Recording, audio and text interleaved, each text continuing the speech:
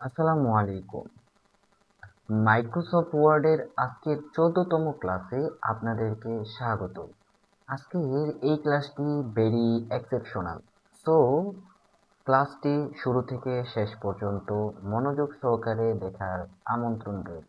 ওকে, আজকে আমাদের ক্লাসের টপিক হচ্ছে ডিজাইন মেনু, যার মধ্যে থাকবে হচ্ছে ডকুমেন্ট ফরম্যাটিং গ্রুপ। এটা হচ্ছে আমাদের আজকের ক্লাসের টপিক। তো এটার মধ্যে আমরা কিছু টুলস শিখবো, সেগুলো আমরা জেনে নিই। শুরুতে শিখবো theme, document title, colour, font, paragraph spacing, effect, set S default. এই কয়েকটা টুলস আজকের এই ক্লাসে কভার করার চেষ্টা করব। সো আমরা প্র্যাকটিক্যালি দেখব, তাই আমরা চলে যাচ্ছি আমাদের মাইক্রোসফট ওয়ার্ড ডকুমেন্ট। আমাদের ডকুমেন্টে চলে আসার পর আমরা চলে যাব রিবন বার থেকে ডিজাইন মেনুতে। ডিজাইন মেনুতে চলে আসার পর আমাদের আজকের এই ক্লাসের বিষয় হচ্ছে ডকুমেন্ট ফরম্যাটিং। এই পুরো গ্রুপটা আমরা আজকে এখানে কভার করি।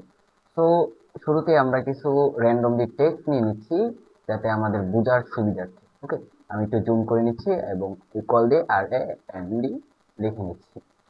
N D RAND first bracket open দিয়ে এখানে দিয়ে দিলাম 100। আপনার মতো আপনি দিয়ে দিলেন, এন্টার দিয়ে কন্ট্রোল ফাইল দিয়ে শুরুতে চলে যাচ্ছি।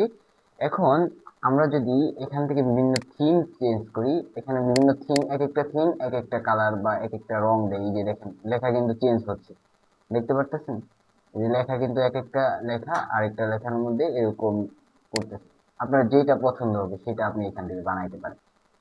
ওকে, তো এইভাবে আপনি থিম চেঞ্জ করে কাজ করবেন। সাধারণত অফিস থিমে থাকে, সাধারণ থিম হচ্ছে অফিস, এটা হচ্ছে সাধারণ।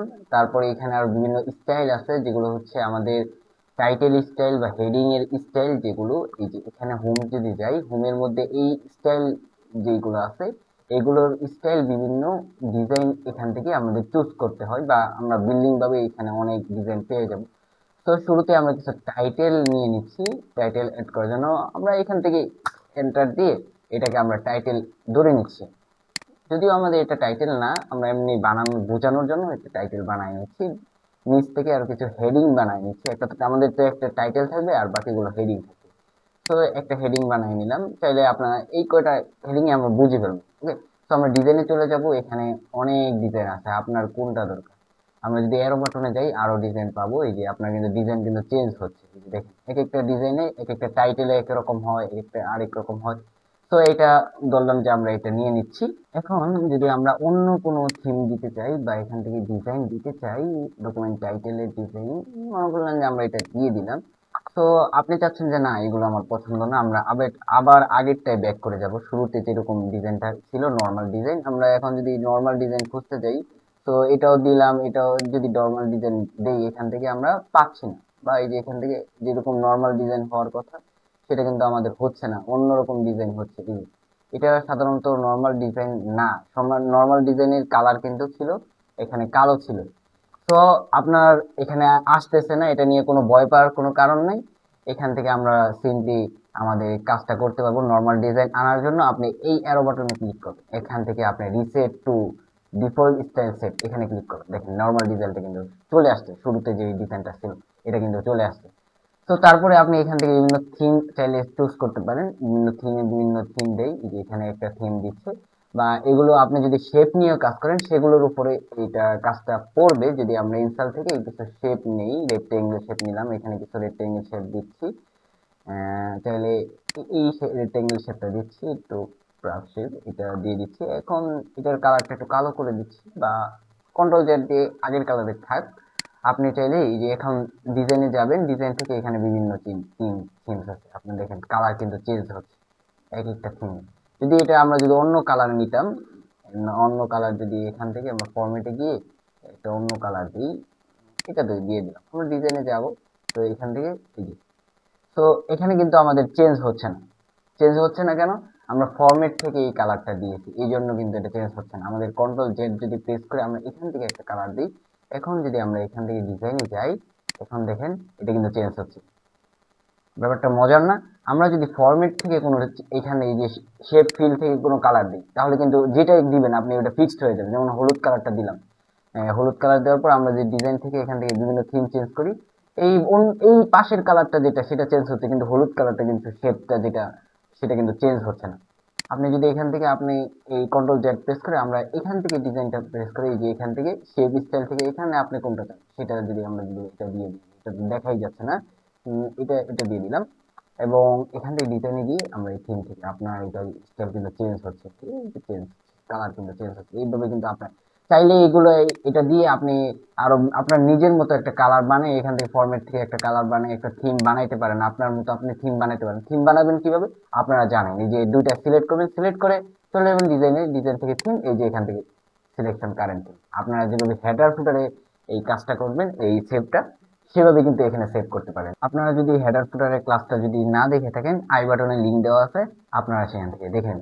ওকে, এখন আমরা এখান থেকে আরো বিভিন্ন কালার চেঞ্জ করতে পারবো। এই যে এখানে বিভিন্ন কালার আছে, আপনারা এখান থেকে বিভিন্ন কালারটা, এটা সাধারণত অফিস যেটা থাকে সাধারণ ফরম্যাটে, আপনি চাইলে অন্য অন্য যেই গ্রে স্টাইল, বিভিন্ন স্টাইল, ইয়েলো স্টাইল এবং বিভিন্ন স্টাইল, এখান থেকে বিভিন্ন কালার আপনি চাইলে কালার কাস্টম করতে পারেন। এখান থেকে বিভিন্ন কালার আপনি চুজ করে সেখানে কালারটা দিয়ে দিতে পারেন। যেখানে অসংখ্য কালার আছে, আপনি সব কালার চেঞ্জ করে আপনি সেভ করে দেবেন, তো সেটার মধ্যে একটা কালার হয়ে যাবে। এখান থেকে এখানে একটা কাস্টম কালার যোগ হয়ে যাবে। আপনি চাইলে এখান থেকে তার নামও সেট করে দিতে পারেন। এই যে নিচে কাস্টম 1 লেখা আছে, এখানে আপনার মতো আপনি একটা কালার বানিয়ে আপনার মতো এখান থেকে কাস্টম কালার বানায় এখান থেকে বিভিন্ন কালার চেঞ্জ করবেন, যে এটা এই কালার হবে, এটা এই কালার হবে, বিভিন্ন 4-5টা কালার মিলে এখান থেকে আপনি একটা নাম দিয়ে দিলেন।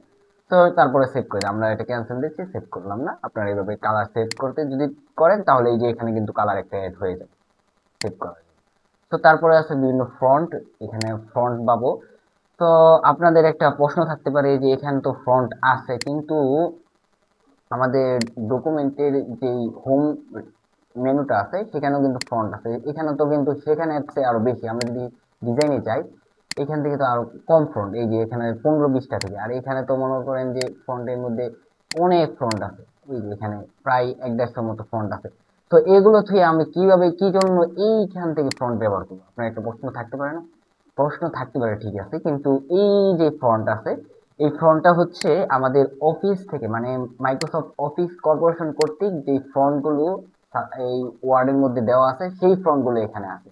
এই যে এখানে এর বাইরে কোনো ফ্রন্ট নাই। আর এখানে যে হোমের আন্ডারে যেই এগুলো হচ্ছে আমাদের এই উইন্ডোজ এর মধ্যে বা আপনি যেই ওএস ব্যবহার করেন অপারেটিং সিস্টেম, সেটার মধ্যে যত ফ্রন্ট আছে এখান থেকে সেটা দেখাবে, আপনি চাইলে সেটা এখান থেকে দিতে পারেন। তো এখানে এই ফ্রন্টে উইন্ডোজ এর বা ওএস এর ফ্রন্ট থেকে আবার ডিজাইনের ফ্রন্টের মধ্যে একটু হালকা পার্থক্য আছে। আমরা যদি এখান থেকে বিভিন্ন ফ্রন্ট চেঞ্জ করি, দেখেন এখানে কি করছে, পুরো ফ্রন্ট চেঞ্জ করে দিয়েছে, মানে পুরো ডকুমেন্টে যত ফ্রন্ট ছিল সেটা পুরোটা একটা স্টাইলে চেঞ্জ করেছে। আপনি বলতে পারেন যে আমরা যদি সিলেক্ট করে করি তাহলে তো হবে না, হবে। এই যে দেখেন এতটুকু সিলেক্ট করলাম, তো আমাদের এতটুকু চেঞ্জ হওয়ার কথা না, তো আমরা এখান থেকে একটা ফন্ট দিয়ে দিলাম, এটা কিন্তু পুরোটার মধ্যে ছড়িয়ে গেছে, শুধু এতটুকু সিলেক্ট করছেন এটা। আমরা যদি এখান থেকে একটা এই যে হোম থেকে এটা এখানে একটা ফন্ট দিতাম তাহলে কিন্তু এই এই জায়গার ফন্টটা কিন্তু চেঞ্জ হয়েছে, এখানে ফন্টটা চেঞ্জ হয়েছে। তো আপনারা বুঝতে পারলেন যে এখানের ফন্টে পুরো ডকুমেন্টের যত ফন্ট আছে সবগুলো এখান থেকে চেঞ্জ করে দেয়, বুঝতে পারলেন?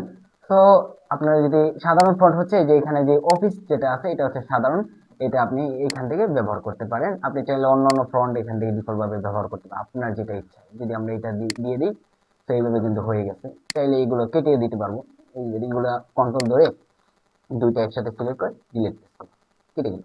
ওকে, তো তারপরে দেখবো হচ্ছে আমরা প্যারাগ্রাফ স্পেসিং। প্যারাগ্রাফ স্পেসিংটা কি, মানে প্যারাগ্রাফের মধ্যে আমরা একটা গ্যাপ দিতে পারি, সেই গ্যাপটা কিন্তু এখান থেকে খুব সহজে আমরা দিতে পারি। যে এখান থেকে যদি আমরা একটা গ্যাপ দিই, ধরুন যে ডাবল গ্যাপ দিলাম, তো এটার মধ্যে কিন্তু একটা গ্যাপ হয়ে গেছে, এক একটা প্যারাগ্রাফ থেকে আরেকটা প্যারাগ্রাফের দূরত্ব, এই যে এখানে যে দূরত্বটা আছে সেটা কিন্তু ডাবল গ্যাপ হয়ে গেছে। আপনি চাইলে এখান থেকে আরো গ্যাপ বাড়াইতে পারবেন, এই যে এখান থেকে ওপেন আছে আর মানে আপনার মতো যদি এতটুকু পছন্দ না হয় আপনি চাইলে কাস্টম প্যারাগ্রাফে গিয়ে আরো প্যারাগ্রাফে এখান থেকে বাড়াইতে পারেন। এখানে কিন্তু আপনি চাইলে এই প্যারাগ্রাফ স্পেসিং এর মধ্যে এই যে এখান থেকে আরো বাড়াই দিতে পারেন, বিফোরে আফটারে যতটুকু ইচ্ছা। চাইলে লেফটে এই যে এই পাশে আপনি প্যারাগ্রাফের গ্যাপটা এই পাশে নিয়ে নিতে পারেন, আমরা একটু হালকা দিয়ে দিলাম। এখন যদি ওকে প্রেস করি, এই যে দেখেন এই পাশে সরে গেছে, এখানে কত গ্যাপ। এভাবে কিন্তু আমরা প্যারাগ্রাফের গ্যাপটা তো এই ঠিক করতে পারি আপনার অনুযায়ী, এভাবে আপনি কাজটা করতে পারেন। আশা করি বুঝতে পারছেন। তো এখানে যখন প্যারাগ্রাফ গ্যাপটা নিলাম, তো উপরে দেখছি কিন্তু এই যে স্টাইল গুলো একটু চেঞ্জ হয়ে গেছে, চেঞ্জ হয় নাই, মানে এটা একটু ফাঁকা হয়ে গেছে। এই প্যারাগ্রাফের গ্যাপের কারণে এগুলো একটু গ্যাপ গ্যাপ দেওয়া হয়েছে। আপনি এটা নিয়ে কোনো মাথা ঘামানোর এই দরকার নেই, এটা আমরা গ্যাপ দেওয়ার কারণে এখানে একটু চেঞ্জ হয়েছে, বুঝতে পারছেন? তো তারপরে আছে ইফেক্ট। এখানে বিভিন্ন ইফেক্ট আছে, আপনি যদি ইফেক্ট চেঞ্জ করেন এখান থেকে প্যারাগ্রাফের এই যে এইগুলো কিন্তু চেঞ্জ হচ্ছে। আরেকটা যদি ইফেক্ট দিই, এই যে এখান থেকে যদি আমি এই ইফেক্টটা দিই এখানে কিন্তু চেঞ্জ হচ্ছে। তো এইভাবে কিন্তু আমরা ইফেক্টের কাজ এই এখান থেকে বিভিন্ন ইফেক্ট দিতে পারি। তো এখন যেটা দেখবো সেটা হচ্ছে সেট অ্যাজ ডিফল্ট। এটা কিন্তু খুবই গুরুত্বপূর্ণ, একটু মনোযোগ সহকারে শুনেন, এটা কিন্তু খুবই গুরুত্বপূর্ণ। আপনার যদি একটু ভুল হয় তো আপনার কিন্তু এটার মাসুল গুনতে হবে। ওকে, তো আমরা জানি যে এটা জানা দরকার যে এটা দিয়ে কি করা হয়। এখানে যখন আমরা ক্লিক করব দেখেন একটা পপ আপ বক্স আসছে। তো এখানে আমাদের ইয়েস আর নো এখানে ক্লিক করতে বলতেছে। তো একটা ওয়ার্নিং দিয়েছে যে আমরা কি এই যেখানে এই প্যারাগ্রাফে বা এই ডকুমেন্টে যে স্টাইলটা রেখেছি, এই যে স্টাইলটা করলাম, এই স্টাইলটাকে আমরা সব ডকুমেন্টের জন্য বানায় রাখতে চাই বা এরকম করতে চাই যে আমরা সব ডকুমেন্টে যখন এটা ক্লিক করব যখন তখন এটাই আসবে। তো অনেকের দরকার পড়ে যে আমরা একই স্টাইল নিয়ে কাজ করি, কিন্তু যারা মাল্টি স্টাইল নিয়ে কাজ করেন তারা এখান থেকে ভুলেও ক্লিক করবেন না। তো সাধারণত সবাই মাল্টি স্টাইল নিয়ে কাজ করে। তো আপনারা ভুলে এখানে সেট এস ডিফল্ট দিয়ে ইয়েস ক্লিক করবেন না, তাহলে কিন্তু আপনার যেই এখানে যে ইফেক্ট গুলো ব্যবহার করছেন, যে ফন্ট গুলো ব্যবহার করছেন, সেই ফন্টের আকারে আপনার আরেকটা ডকুমেন্ট যদি ওপেন করেন সেখানেও কিন্তু এগুলো অ্যাপ্লাই হবে। তো এটা থেকে একটু দূরে থাকবেন এবং এটা এই পরিহার করার চেষ্টা করবেন, একটু সাবধানে হওয়ার চেষ্টা করবেন। ওকে, তো আমাদের আজকের ক্লাসের বিষয়টা এতটুকুই ছিল। যদি ক্লাসটি ভালো লাগে অবশ্যই লাইক দিবেন এবং বন্ধুদের সাথে শেয়ার করবেন। কিছু যদি না বুঝে থাকেন কমেন্ট করবেন, আমি রিপ্লাই দেওয়ার চেষ্টা করব। এবং আমাদের চ্যানেলটি সাবস্ক্রাইব করবেন। এই ওয়ার্ডের মতো আরও বিভিন্ন এক্সেল, পাওয়ার পয়েন্ট, প্রোগ্রামিং এর বিষয় নিয়ে, এই টিউটোরিয়ালের বিষয় নিয়ে আপনারা এখান থেকে জানতে পারবেন। ওকে, তো আজকে এতটুকুই। আল্লাহ হাফেজ।